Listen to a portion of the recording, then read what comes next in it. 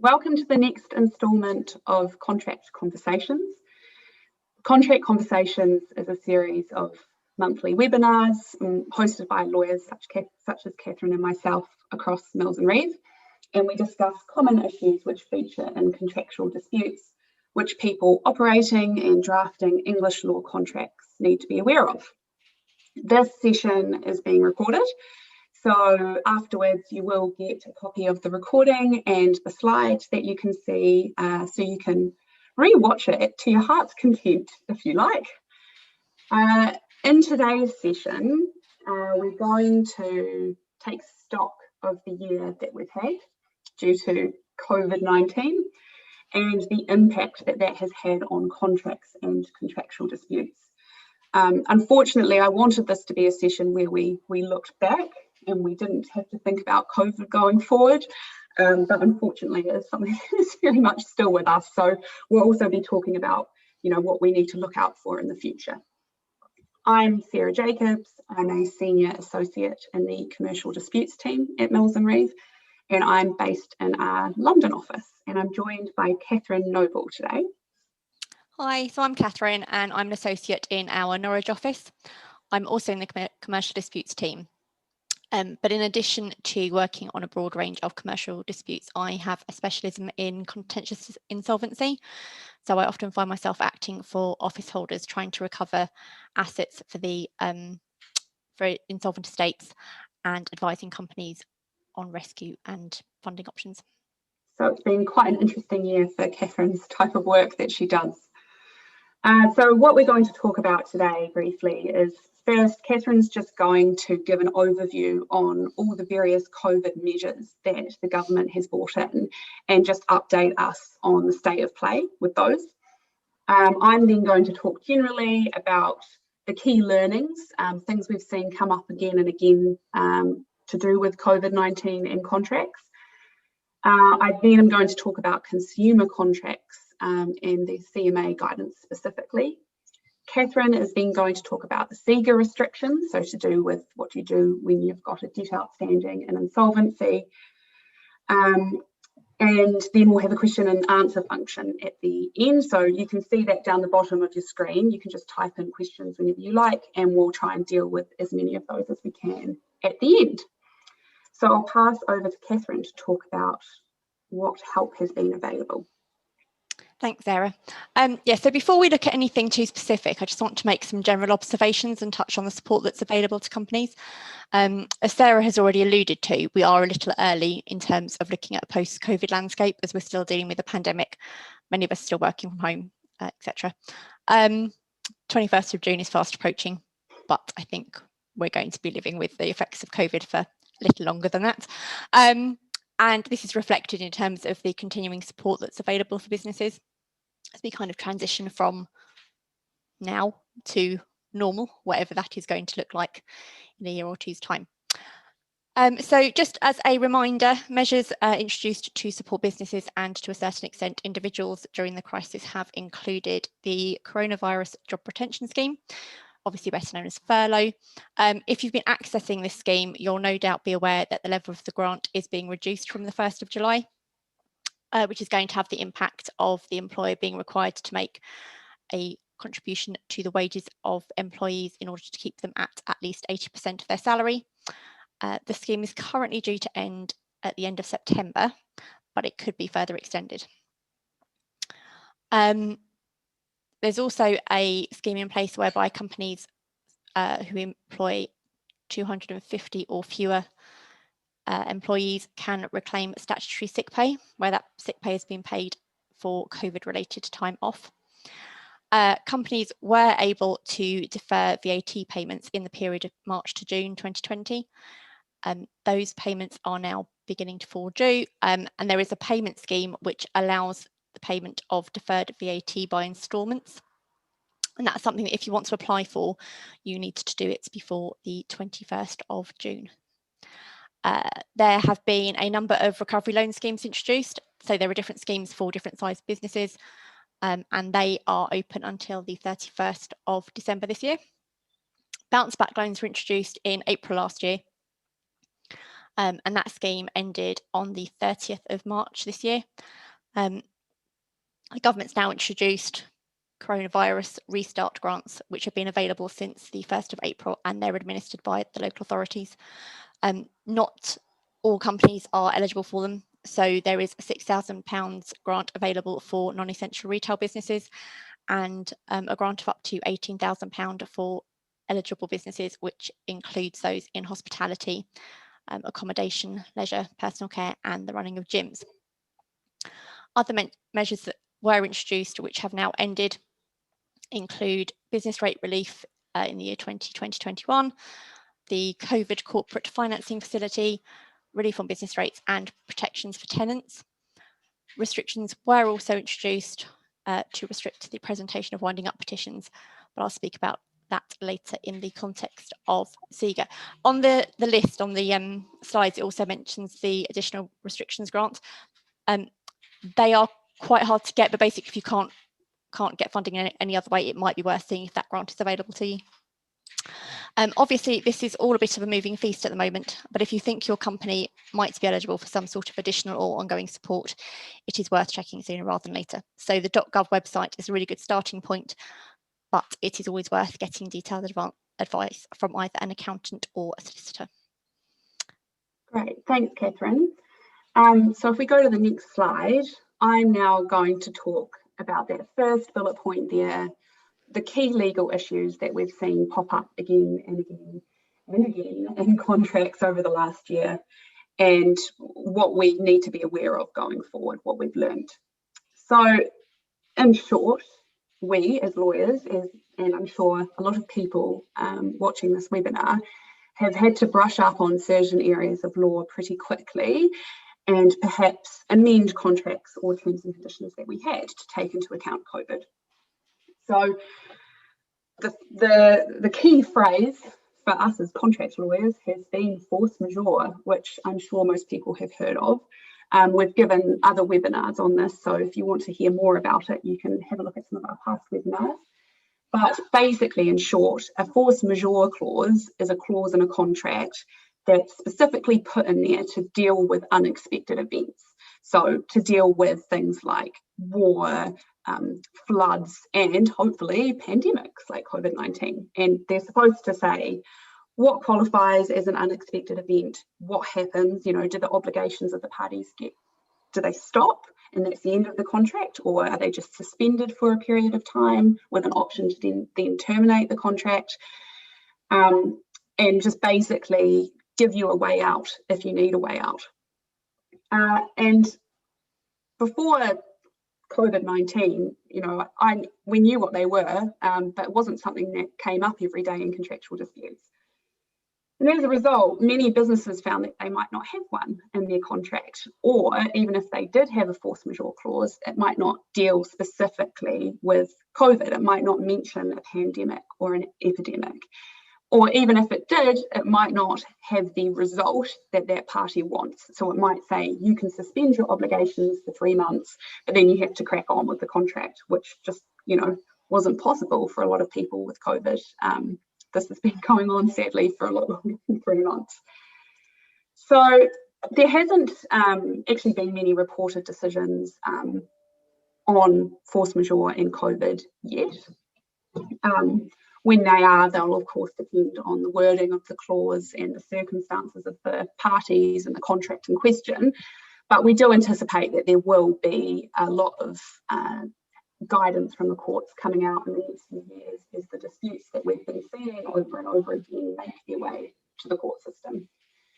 But for you going forward, what can you do? You need to make sure you carefully consider and get some legal advice on the wording of a force majeure clause if you're drafting one, because it's often the only way to deal with COVID, which I'm going to talk a bit more about in a second. And they can be quite tricky. So you want to make sure it covers COVID. You want to make sure it gives you the result that you want it to give, and gives you the wiggle room to get out of the contract if that's what you want. So that's force majeure. Then a sort of secondary legal area that we've seen a lot is the area of frustration. Again, a lot of people will have heard of that. It's I guess a remedy that is available at common law, and it's basically a way to get out of a contract if there is an event that makes the contract impossible to perform or radically different from what the parties intended. Seems like it would be quite helpful for COVID-19, but unfortunately so far it hasn't been particularly. That's because it's quite a high standard. It needs to make the contract impossible, not just difficult, not just slightly harder, impossible to perform. And the courts construe it so narrowly because they want to avoid giving parties a way to get out of a bad bargain. The other point with frustration is, while you might have been able to use it for contracts in the last year, for disputes that have arisen in the past year and ways to get out of those contracts, for new contracts going forward, it's going to be even less likely to work. And that's because the event, the thing that makes it impossible, has to be unforeseeable. And, you know, the fact that we're having a half-an-hour session about COVID-19 right now means, sadly, it's not unforeseeable. So, you know, going forward, a court is going to expect there to be a force majeure clause in the contract if you want to get out of the contract because of COVID. They're not going to probably let you use frustration unless there's very specific circumstances. The other fun legal thing that's come up in the last year, which I'm just going to touch very briefly on, is business interruption insurance. Obviously, a lot of people want to claim from their insurance because their businesses have had to close, etc., etc. It was a bit confusing for a while about whether you could be covered because of loss that you've suffered due to COVID-19. The FCA very kindly brought a test case to the Supreme Court, who have recently, in the last couple of months, clarified that businesses can rely on business interruption insurance policies due to the impact that COVID-19 has had on their bottom line. So, takeaway point is, that's very recent. If you have insurance and you've had to close, then it's worth having a look at that again, because the law has been clarified recently. So those are sort of the black letter law points that have come out and that we keep seeing again and again and again. I'm now going to talk very briefly about the slightly murky area of government guidance. So first, the government came out at the start of the pandemic and issued some guidance on responsible contractual behaviour in performance and enforcement of contracts. So it was very nice of them to do that. It's worth noting that this guidance is not legally binding, so it's not a statute, it's not a law, it's just guidance. However, it is something to be aware of because it might be taken into account in some way in the future if you're in a dispute. For example, if you have to say what standard business practice was at the time, someone might point to this government guidance. So it's just worth having it in the back of your mind. So this applies to all people in contracts, doesn't matter whether it's a business to business or a business to consumer contract. And basically, the takeaway from it is be nice.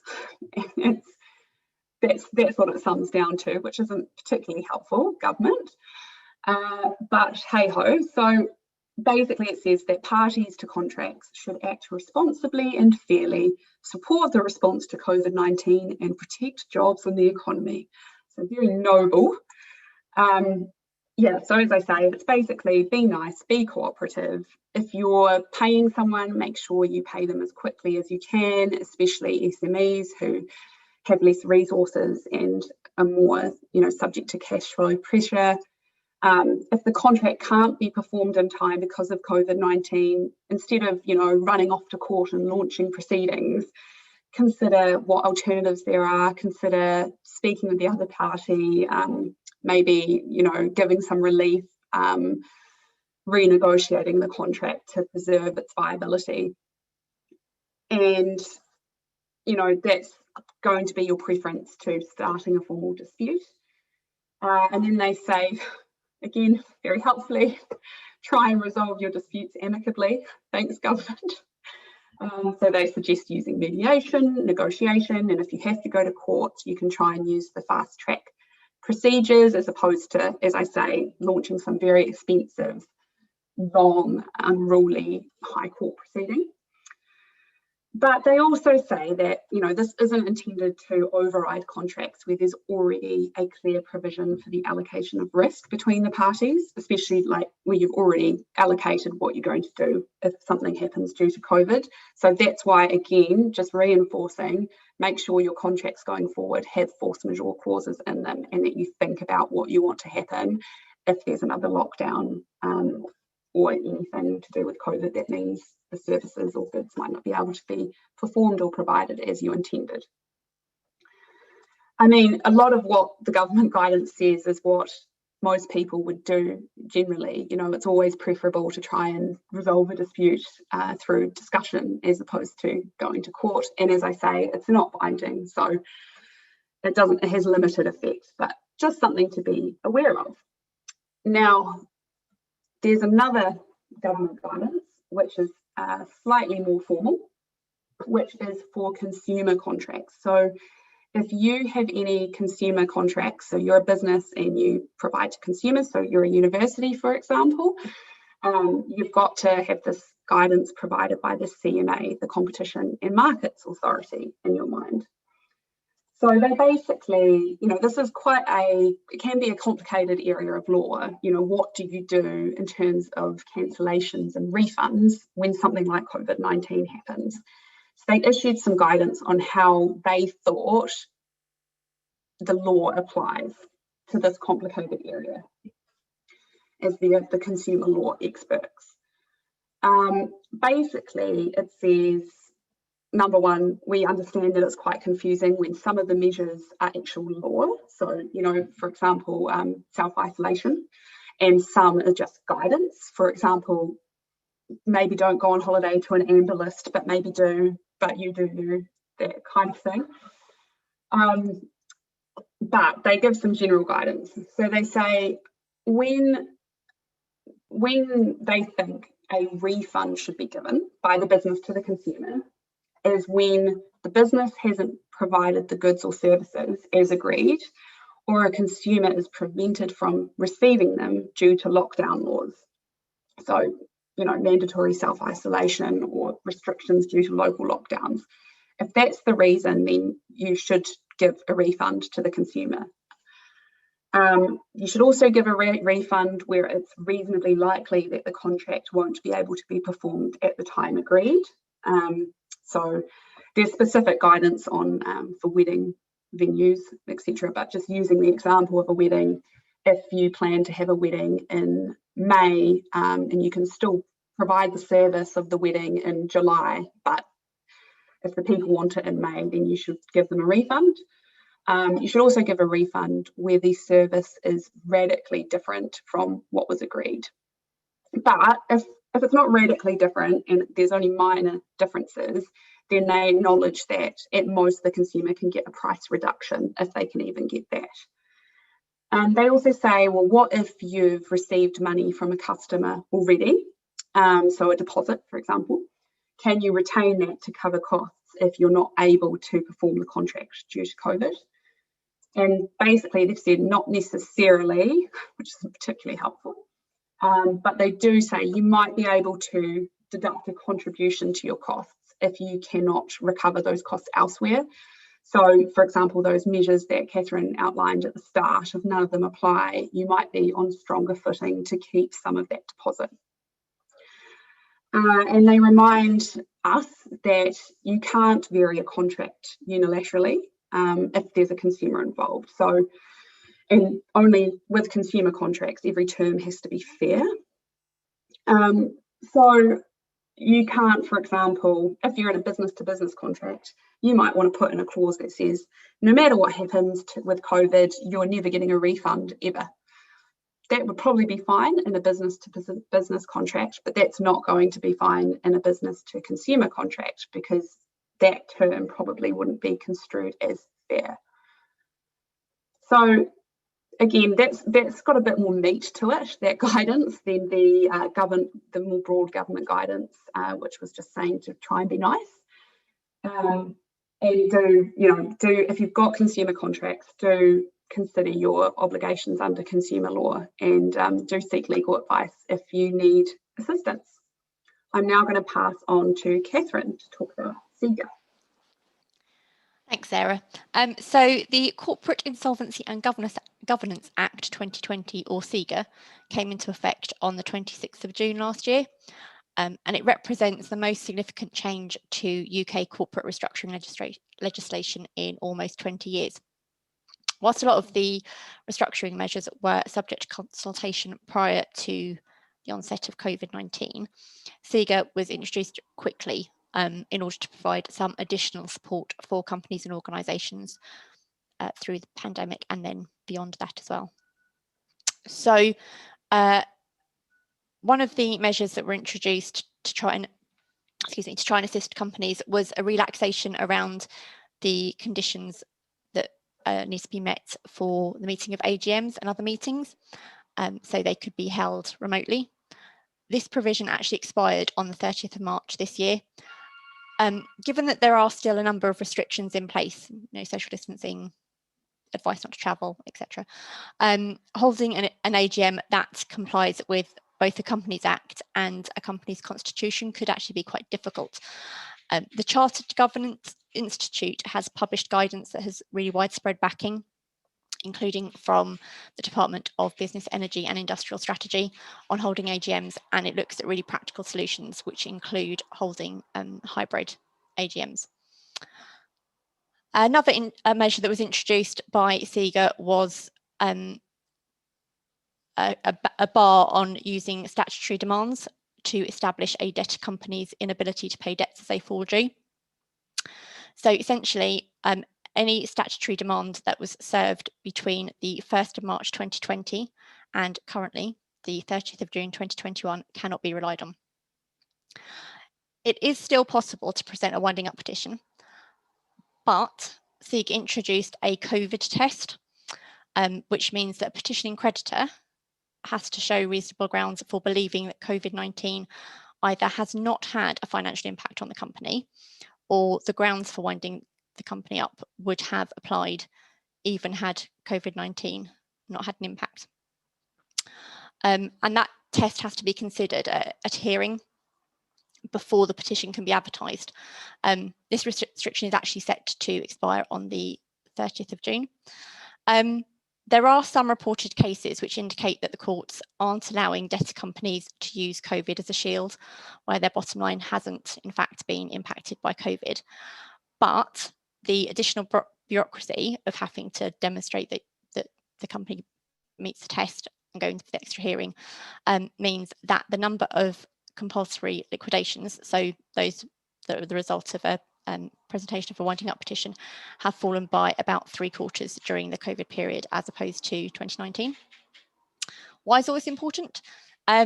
Essentially because it has the effect of removing winding up petitions or the threat of a petition as a tool to enforce the payment of debt. We are anticipating that when the restriction is listed, there could be a little bit of a free-for-all in terms of the use of stat demands and petitions being presented. And it is a tool that you might want to use if you have a company that you work with who is consistently not paying its debts due to you. Likewise, if you are in a position as a company who has debts and people are being quite aggressive and threatening action, it's a tool that they might use, so you need to consider what kind of payment agreements you might be able to reach with those creditors. One of the ongoing and lasting things that SEGA introduced is a prevention on contracts relying on clauses whereby the contract can be terminated when the other party enters insolvency. They're also known as ipso facto clauses. There is an exemption, so if you're a small supplier, you can continue to rely on these clauses up until the 30th of June. And to be fair, a small supplier is potentially quite large, so they have to meet two of three requirements being a turnover of less than £10.2 million, balance sheet of less than £5.2 million, and fewer than 50 employees. I think the prevention of reliance on ipso facto clauses going forward is going to have some potential consequences, but it was introduced as a way of trying to promote company rescue as opposed to company failure. So it's designed to help trading administrations and trading liquidations, which are actually very rare. But it's not really designed to penalise the parties. That's not the intention. There's also been the introduction of a new moratorium to give protection to companies in financial difficulty, where a rescue actually is viable, but they just need a little bit of breathing space. So the moratorium introduced by SIGA has to be approved by the court, and the rescue of the company as a going concern has to be a viable outcome. The initial moratorium period is for 20 days, although that can be extended with court approval. And the moratorium has to be monitored by a licensed insolvency practitioner. It does, however, allow the company and its directors to remain in control. It's also known as a debtor in possession action. Between SIGA's introduction and the end of 2020, there were only 4 or 5 companies known to have used the moratorium. So it's not being widely used at the moment, but equally, as other measures are withdrawn, its use may increase.